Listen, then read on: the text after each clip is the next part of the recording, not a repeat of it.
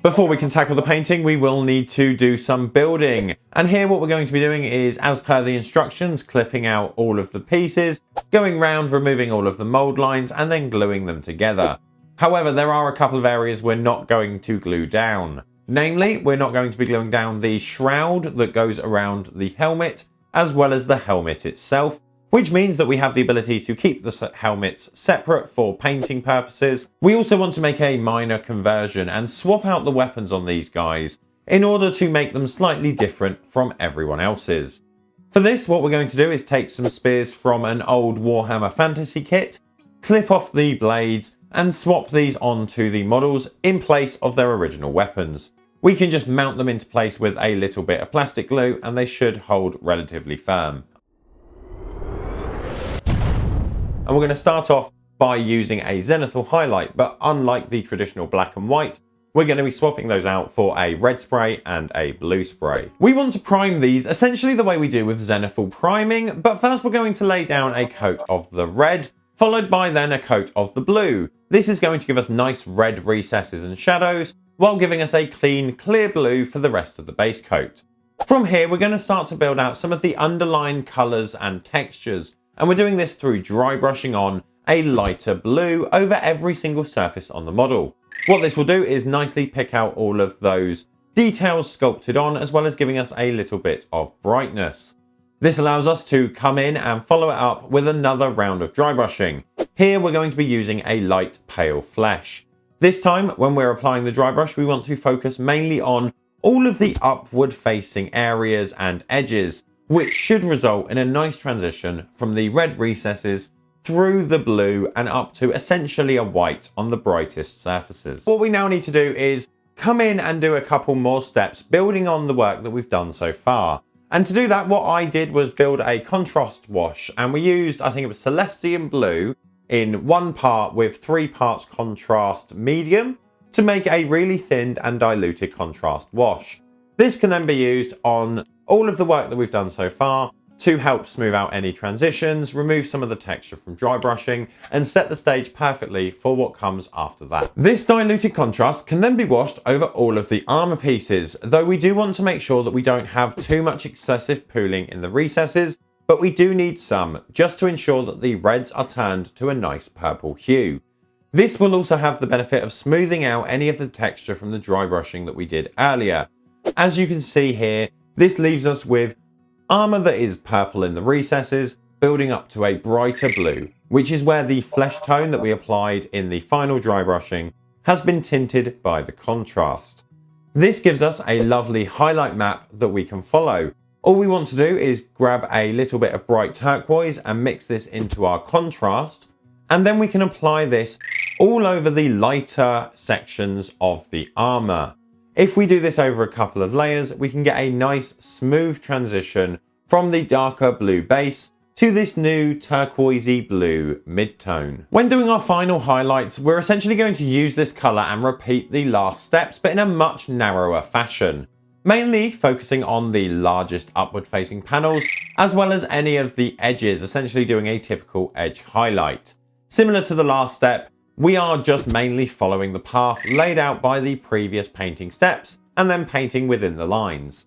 Once we've gone round and done that bit of highlighting, it may not look like much, and that will mainly be because the rest of the model is still in its base coat blue, which is very close to the colour we've painted. So at this point, what we're going to do is black out all of those other details. These are things like the weapons, the metals, and all of the trim. We can work around using a black contrast and apply this to act as a new primer for those areas.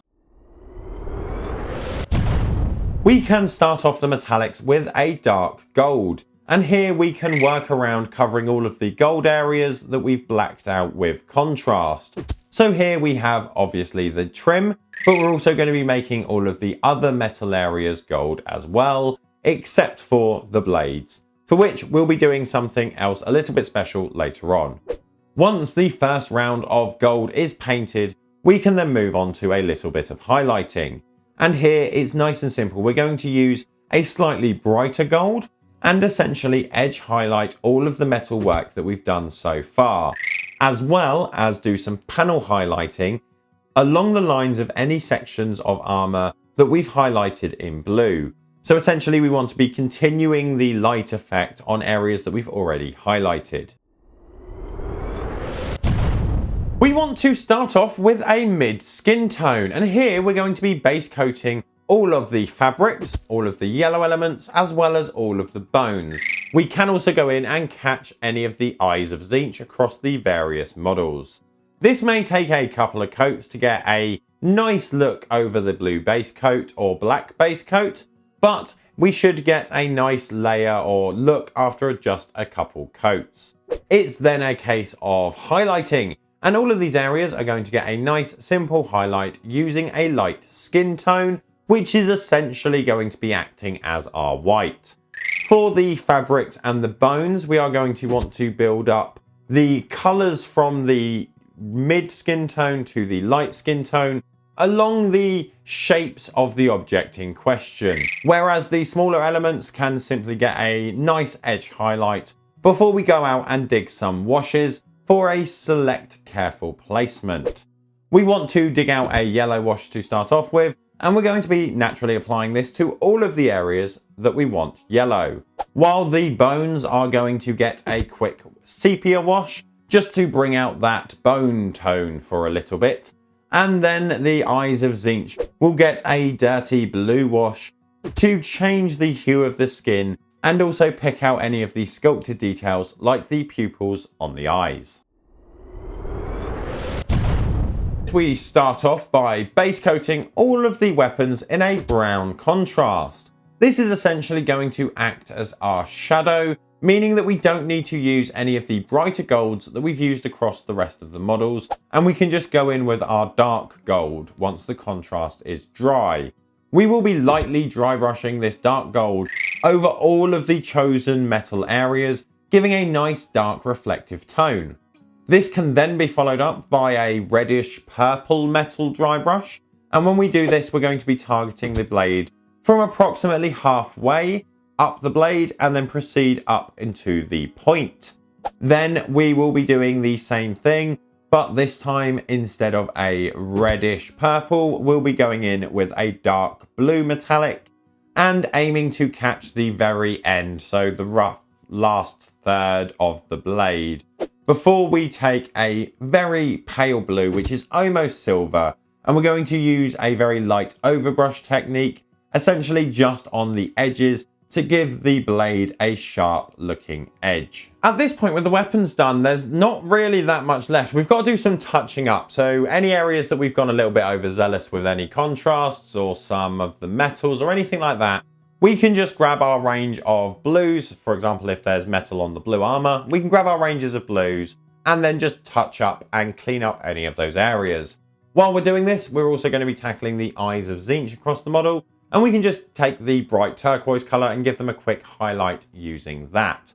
But beyond that, the models are essentially done beyond being stuck on a base, which we will be doing shortly. And these guys are ready for tabletop display and a little bit of killing of the enemy. So overall, I'm relatively happy with how these came out. Have a look, let me know what you think. Let me know if you're relatively enthralled by the Thousand Suns, but the massive amounts of details and things like that across the model are a pain. Personally, I quite like the lore, but I've always been put off by the amount of details, and I think I shouldn't have been. I've quite enjoyed this process. We'll be starting off with a Zenithal Prime using a red and a blue spray. This prime is very similar to the normal Zenithal priming method, except we're going to be swapping out the black spray as the base for a red spray instead, and then we're going to be hitting the model from above using a blue prime. First, we're going to want to build out a little bit of colour in the lower areas, which after the prime is just plain red. And in order to do this, what we're going to do is go through and dry brush in a little bit of turquoise. And this is going to be hitting all areas of the model, catching all the raised areas in both the blue base coated areas as well as the red base coated areas. Once this dry brush round is done and complete, we can then come back in and do another round of dry brushing, but this time we're going to be using a light flesh. This time we want to make sure that we are doing it in a directional manner.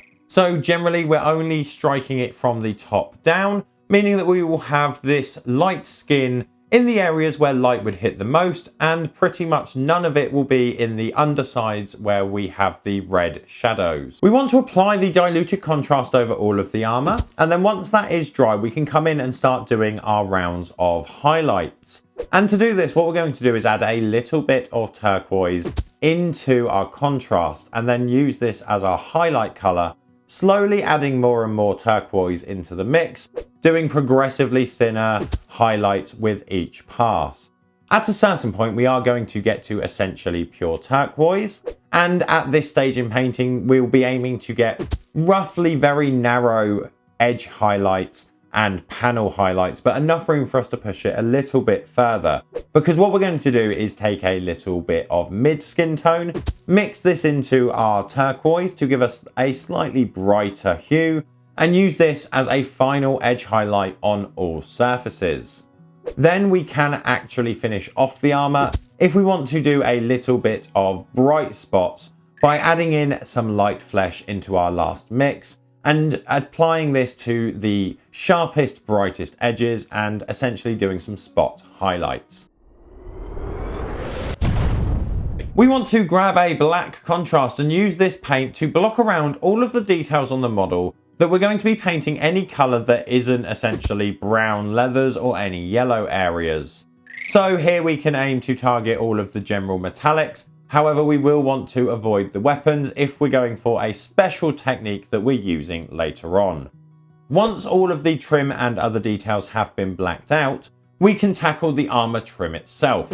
And this will be started off by applying a dark gold tone, and we want to put down a clean coat of this all over the armor trim before we look to take a brighter gold and start to mix this into our previously used darker gold. This will give us a nice metallic mid-tone, which can then be used to highlight all of the metallics in both an edge highlight and panel highlight manner. We want to take this bright gold and then work around the model, picking out all of the edges of the metallic areas, such as the trim that we've been painting and any of the emblems. This is essentially then the trim sorted, and we can move across to any of the other areas like the leathers and the weapons. These are all going to be given a coat of a brown contrast, which is going to act as our base coat for the following steps. Starting with the leathers, it's going to be a nice and simple process. What we're going to be doing is adding in a little bit of golden brown into our contrast that we used as a base coat, then coming in, using this in our first set of highlights, slowly adding more and more of the golden brown, highlighting all of the raised areas on the leather. This can then be followed up with just essentially pure golden brown, and here we're going to be doing a broad edge highlight, allowing us to finish off any of the brown areas by mixing in a little bit of light flesh into our pure golden brown and using this to do a very thin edge highlight. Assuming our brown contrast is dry, we can start off, and here we're going to grab a dark gold and we're going to use this to broadly highlight all of the chosen areas. What we're aiming to do is leave the matte brown in all of the recesses, but all of the main surfaces and edges will have a nice dark golden shine. From there, what we're going to do is shift through a couple of tones, moving closer to the edge with each color. We're going to be going from the initial gold through highlighting in a mix of a purple with that gold. This can then be used to highlight the areas before we move again closer to the edges, this time using a pure metallic purple, and this should give us a nice transitional movement from gold up into purple. From there, we can push it a tiny bit further by taking a dark blue metallic and then going round and applying another transitional highlight. Finally, we're going to wrap up all of these metal areas by applying a very, very fine edge highlight of a very pale blue metal. For the cloak, this is nice and simple. We're essentially going to be painting it in a very similar way to how we painted the armor. Starting off with a mid-light brown tone, we may need a couple of coats to get a consistent, nice base coat. Once this is down, we're going to start to add in some medium to mild flesh into this brown and progressively add more of this flesh as we highlight the billowing robes more and more. Once we get to essentially pure mid flesh, we are going to then start to add in a little bit of light flesh, progressing more and more to the edges until we are using pure light flesh, at which point, as I'm sure you can expect, we are going to add in a little bit of an off-white for the brightest highlights on the most billowing sections as well as the edges.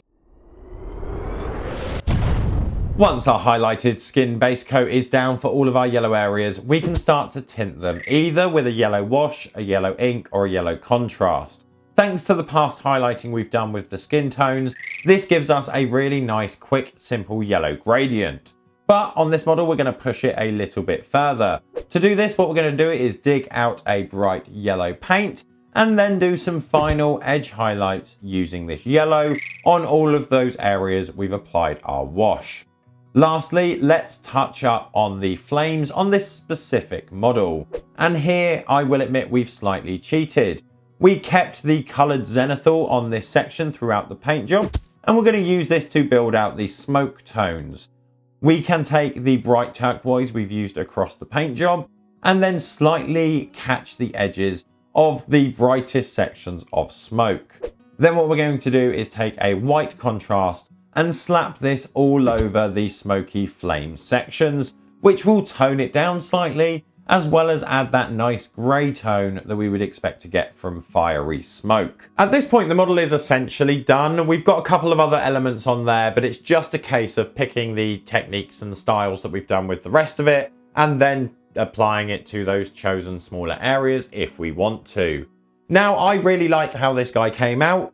And that's not surprising. He looks a lot better than the Terminator that I already like the look of. But is that surprising? We spent 5 times roughly longer on this guy than we did on our one Terminator. So this is how they came out. Let me know, would you spend the amount of time that we spent on this guy on every model in your army? Or would you do similar to how we did, speed paint the troops and spend that little bit longer on the characters?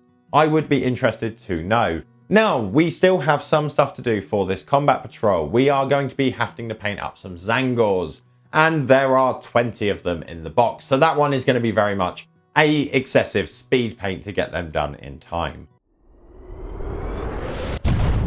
If we take a quick look at these chest and arm pieces of the kits, on the 40k side, we can see the arms and chest pieces are separate, while predominantly the Age of Sigmar kits are joined at the breastbone. This would make you think that we can't use these, but with a simple application of pressure through the medium of a craft knife, we can split the ribs on all of these models, meaning that we have the ability to mix and match all of the arms and breastbones together, giving us a nice large range of combat weapon and guns. Then, with the modifications made, we can take them outside and give them a nice quick prime. The prime we're going to be using here is a zenithal, but rather than the typical black as the first layer of spray giving us some nice dark shadows, we're going to be swapping that out for some red, following it up with the white from above. Once our prime is dry, we can then move on to a little bit of brushwork. And here what we're going to do is thin down a little bit of red and then apply this around the feet on all of the models. This will give us a nice little bit of color changing in this area later on. And then we can move on once the feet are red and are dry. What we're going to do is dig out some medium dry brushes and a light flesh, and then work around all of the models using this light flesh tone, catching all of the raised areas that are in the red shadow areas. So anything with the red prime still showing, we'll get a nice skin dry brush, picking out all of those raised details in these shadow areas. We can start to tackle the skin with either our contrast or contrast mix by starting to slap this all over the skin, making sure that we mop up any excessive areas of pooling. Because of the way that we've done the prime, you'll notice that the white most raised areas will be tinted less, but overall show brighter because of the white undercoat, while the rest of the area's recesses and shadows will collect slightly more of the color pigment from the overall contrast, and then that will shift those red areas into a nicer tonal purple. Once the first round of contrast is down, what we can do is add some quick definition because we want to paint these models relatively quickly. There is 20 after all. And we can manage this by the application of a blue wash. And this will act very similar to the last contrast, but will overall reinforce the shadows and sculpted details more so than the contrast. We can take our paint thinned with water and then quickly, as I said, build up the tone on the brightest, most prominent raised areas. When doing this, we are going to be focusing mainly on the body and the head, as these are the areas that will garner the most attention.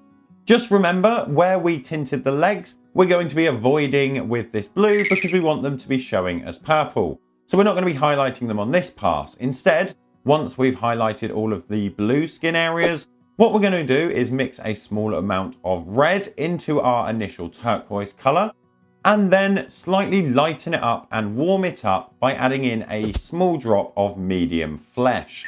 This will turn it into a nice slightly purple tinted highlight for all of our leg sections, and then we can just highlight these similar to the rest of the skin areas, targeting the areas of most light hit and following the essentially purple tint given away by our previous wash stages as a guide as to where to stop applying the purple highlights. We can start off these erroneous areas by taking the turquoise we used for the predominant areas of skin and then mixing in some medium skin tone to give us a brighter desaturated blue, which can then be overbrushed across all of these chosen areas, which gives us a nice starting point, which can then be followed up by just essentially some pure mid skin tone. And again, we will be overbrushing this over the same areas, except on this second pass, we want to essentially target from halfway up the area, pulling away to the end. This can then be finished off in the same manner by picking out the brightest details and the very edges using a light flesh. This will give us a nice transition from the initial blue skin tone through up to almost a bright white highlight. Then we're going to finish off all of this work with a little bit of tinting, and we're going to do that with a nice simple sepia wash. And this will have a nice benefit of picking out all the details while tinting the work we've done so far. Generally, across the models, we opted to have all of the main armor panels and armor plates base coated in black, while all of the accessories, so the chains, the mail, and things like the bones, all got coated in a brown contrast.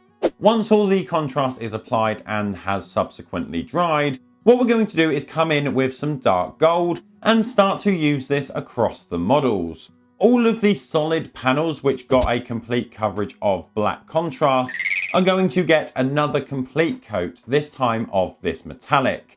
We're going to be picking out all of the areas of metal, giving us a nice complete base coat of metal. Then we can move to the areas that have been coated in brown, and these are going to get a combination of dry brushing and overbrushing.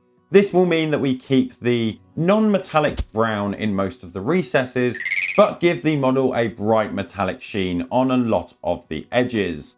Then what we're going to do is dull down all of these areas and add a little bit of aging by slapping a purple wash over all of the areas of metal, regardless of their initial base coat color.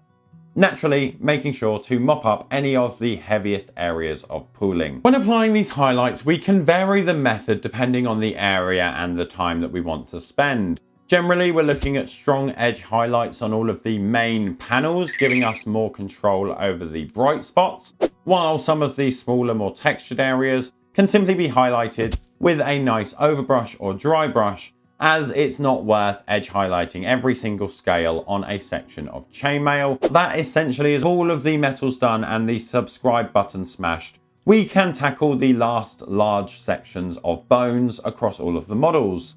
Primarily here we're looking at the horns as well as their baby skulls, which are attached across the waist of the models.